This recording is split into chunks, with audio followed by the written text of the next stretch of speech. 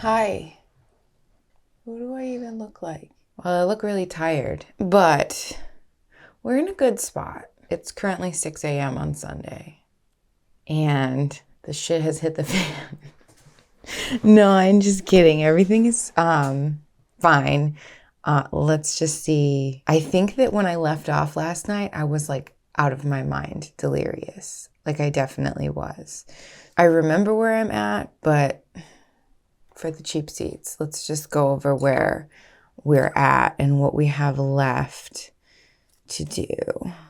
All right, so we've got these pieces and they're riveted together, but I have to drill these other 3 rivets and then rivet them. But I already cut the rivets last night, so those are ready to go. So that's probably where I'll start because it's like the most difficult thing that I have to do. And then the second thing that I have to do is these pieces right here, which you can't even really tell exactly what they are. That doesn't look right. I was able to get this rivet all the way through here, and then this one I was able to get through 4 of them, and so then that means that just this isn't lining up, and so I just have to take my drill and drill through all 5 layers and then put the rivet through, and then I can rivet it. And so that's on this one, and on this one you can see I have a drill bit. Oh no, this is ready. I think that this is ready to go. I might just like put this drill bit in my flex shaft and then drill through all the way, just to like, because I feel like I couldn't get the rivet through. So I just gotta, like, basically I stopped myself and was like, okay, you're not allowed to do anything that involves a motor or fire because that's where you're gonna mess up. But everything else, so like I got that lined up and this one lined up. So those 2 things need to be drilled a little bit and then both riveted. And then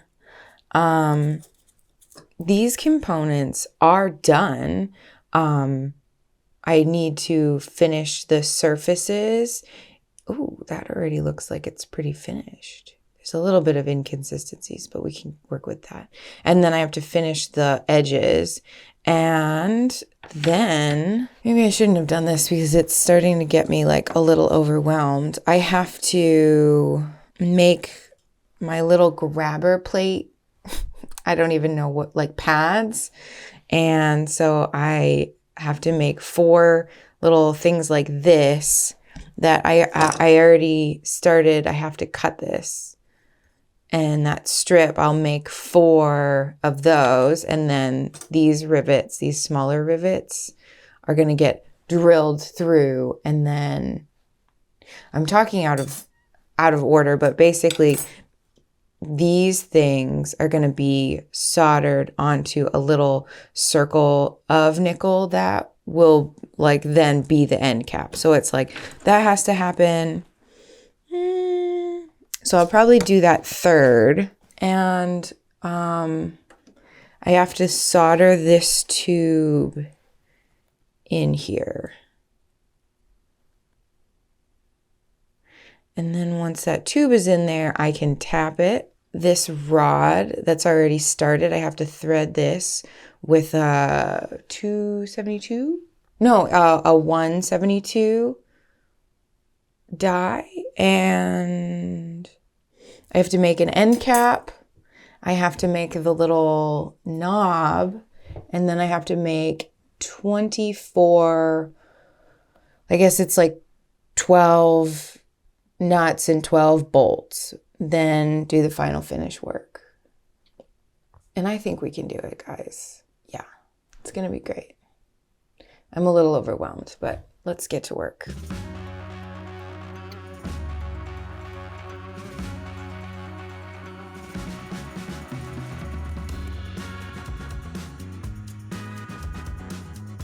Happy Studio Sunday.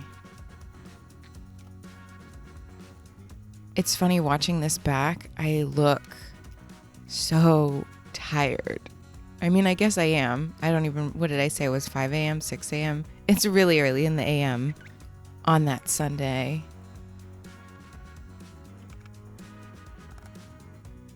So I have my drill. Remember I said I was going to put that drill bit in my flex shaft and just go through all layers. And that just like opens it up so that the rivet wire or the rivet pin will just, I wasn't being able to get them all the way through it the night before. So yeah, now it's all the way through.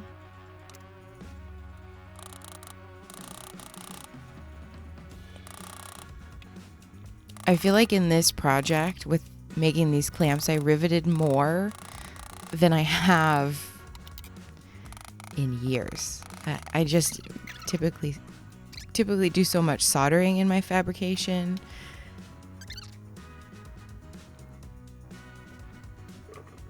Riveting is kind of nice though because it happens slower than soldering. So it's like less likely to, it's less likely to melt in front of your face because it's not going to melt because it's riveting. But so I'm marking, because remember right now I'm going to drill a little bit halfway through one side and then flip the piece over. Let's see if we get a good shot of it. And then I flipped it over and I'm going to drill. See, I have a little Sharpie mark on my drill bit. And so I'm just kind of like touching through half of it and then flipping it and doing the other half. And I have a little piece of test wire there to see if the hole went all the way through. I mean, obviously you can also see if you hold it up to the light. Yeah. So I must just go down the line one at a time, half and then the other half. And this is, I think I covered it before, but this is just so that the drill bit doesn't go all the way through and end up widening the hole on the bottom. It's just like keeping the holes in the outermost layers consistent. Because also those ones that they, have the countersink in them, and so then that's what the rivet pin gets mushroomed out into and then ground flat too. And so that's what holds the whole thing together. And so it's like relatively important that they stay the right size for the rivet pin, the rivet wire.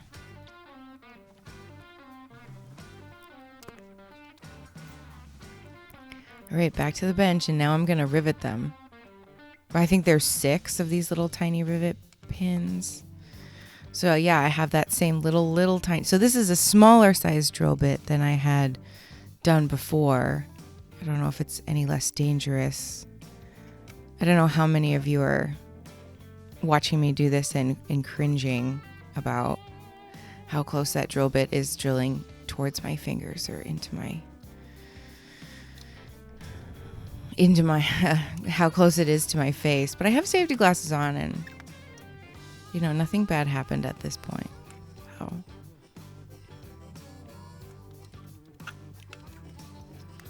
actually, I'm pretty lucky this whole project. I didn't really get majorly any hand injuries or anything. They just were really sore. I think towards the end of this day, you can really tell, like, my fingers were just aching from all of this, like, pushing and pulling and squeezing of these little tiny parts. But yeah, this is a really good close-up of the drill bit in the flex shaft handle, just going through, reopening up those holes. Okay, so now I'm cutting the strips. I need these very consistent and parallel strips of nickel sheet that they're going to create those, like the kind of, I'm calling them end, like grabbers or pads, like, I don't know exactly what to call them, but they're the parts that are going to be on the ends of the clamps that actually grab whatever you're clamping to, like, I guess, grab the work piece that you're clamping to or what have you. So it's just, I ended up scoring and bending all 4 of these, and so that's what I'm doing. So right now I'm just troubleshooting the dimensions that I had figured out earlier, the chicken scratch dimensions. So that's why I've only got like one shot from the GoPro Max at the head of the bench, because I'm doing it the first time just to make sure that the measurements are going to work and be consistent. Okay, so I'm cutting that one off now. And I've got it in the ring clamp.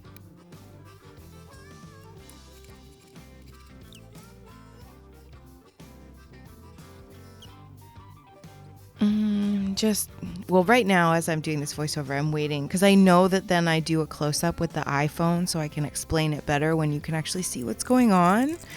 So I'm just waiting for me. I'm just waiting for that part to come around so that I can actually explain in better detail what's happening. Okay, so the main shooter's on. That means I'm ready to actually film something for the final video.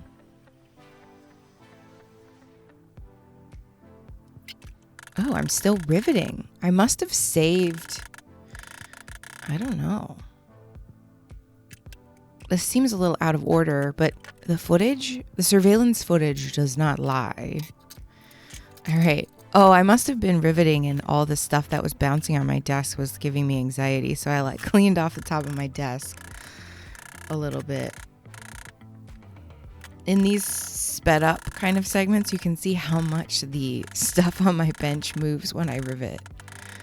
Yeah. I don't want to lose anything. Have it fall into the catch pan from the top of the bench and then you'll never see it again. All right. So now I'm riveting all of my little tiny rivets that go down the spines of these clamp main components. So I've got my little tiny light goldsmith hammer and then switching over to the big boy just to mushroom over the tops of the... Oh, I got rid of my wood part of my bench pin because it was probably making me crazy. I can't believe you don't have a lid on the top of that coffee.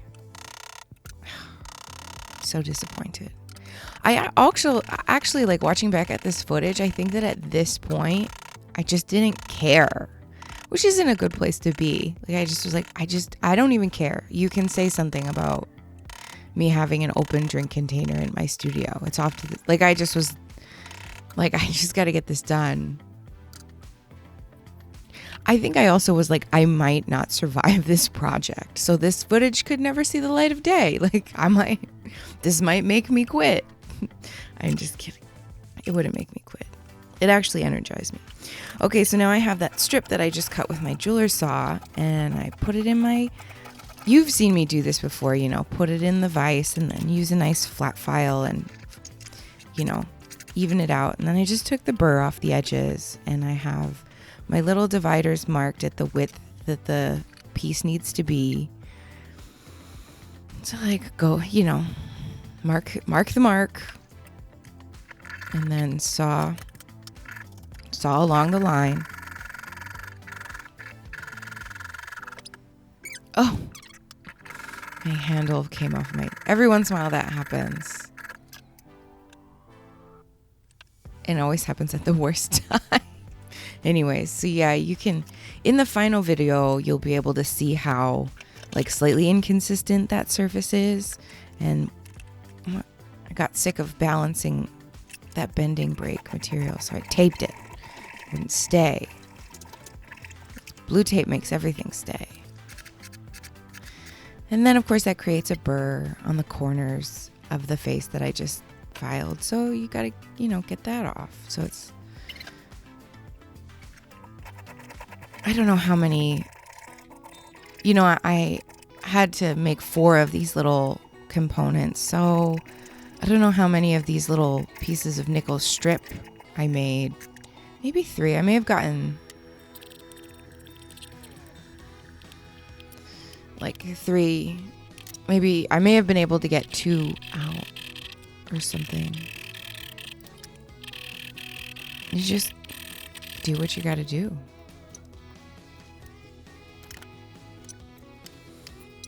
Oh yeah, I sped this part up in the post editing.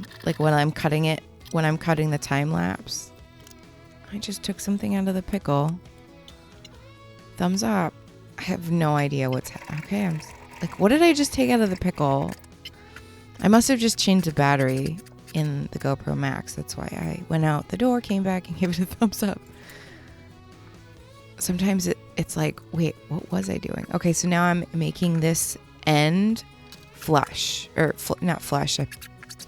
I'm making it 90 degrees, you know. And then I'm marking where I'm going to do my scoring and bending. So remember, you already watched me do this once, but from far away. So now you get to watch it from kind of my point of view. My eye point of view. Okay. So I hold it in a ring clamp just because it's easier.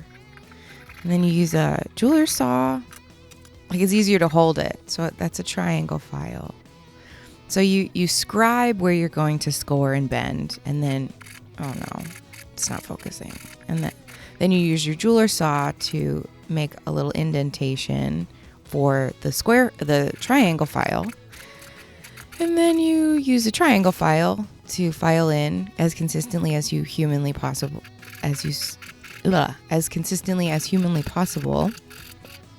across the whole thing. And that obviously, starts where the score is. You go as deep as you need to go, and then you take a square file, which I'm at the part where I'm bending it now. But you open it up even wider with the square file, and then that creates these nice little score.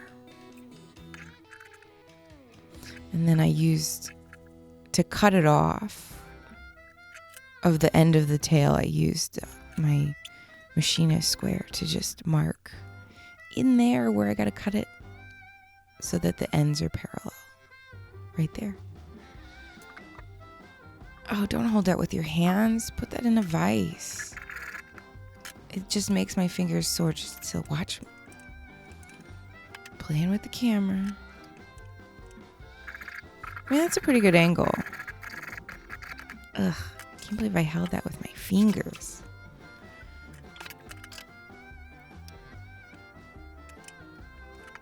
Okay, there we go. She's got it in a nice vise, little hand vise now.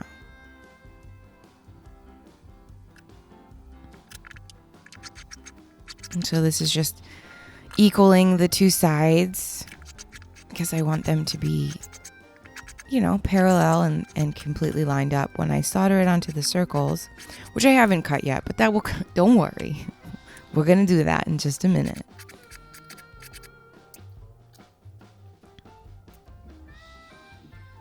All right. I'm guessing now I'm making the third one. Because remember, I have to make 4 of these total.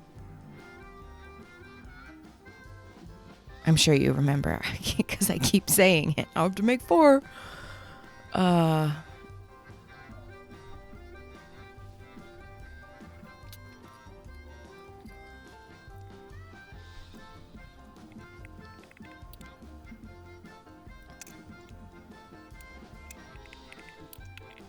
Yeah, I mean, you've already seen me do this now twice before. But using the jeweler saw to deepen the scribe lines that I made, because usually I'll use the machinist, I'll use a little ruler to mark where the score lines are going to be, and then I line it up on the machinist square and just with a nice scribe really dig it in. And then that's a good little seat for my jeweler saw blade, and then it lends itself to the triangle file, and then it lends itself to the square file, and then before you know it, it's time to bend it. Here you're gonna go. This is the 4th one. See my scribe lines? And then I go in with the jeweler saw. You're gonna have this memorized by the time we're done. And that's the triangle file, remember? And then we're gonna switch to the square file. We're doing the other one now. See, now I'm in the square file. And how deep do you go before you bend it, you ask? I once took a workshop with a really awesome metalsmith. And he said, you want to be so deep that you're nervous it's going to break. And that's when you know it's time to bend it. If you're not nervous and you're not deep enough. And then, yeah. At least this one I'm holding in the ring clamp. Gosh. This is a good angle. I should do more of this angle. I should just take like the camera lens and like take out my eyeball, one of my eyeballs, and put the little tiny camera lens in maybe like my left eye or something. So well, you guys can see what I'm seeing.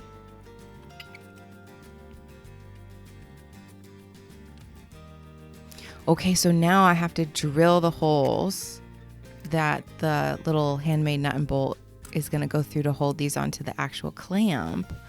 And that's just, I'm making them all consistent, using best practices, using my little layout tools. Oh, yeah, and so I'm not soldering these scores and bends because they're eventually going to be cut off, so there's no point in just, like, soldering them. That probably doesn't make sense right now, but so I'm using this file to just make my little center punches with my scribe.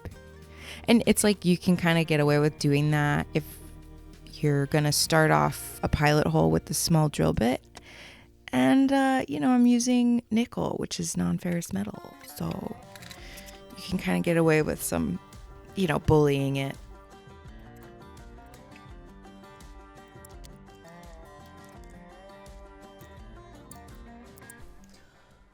Hi, I just finished having kind of brunch. It's almost noon.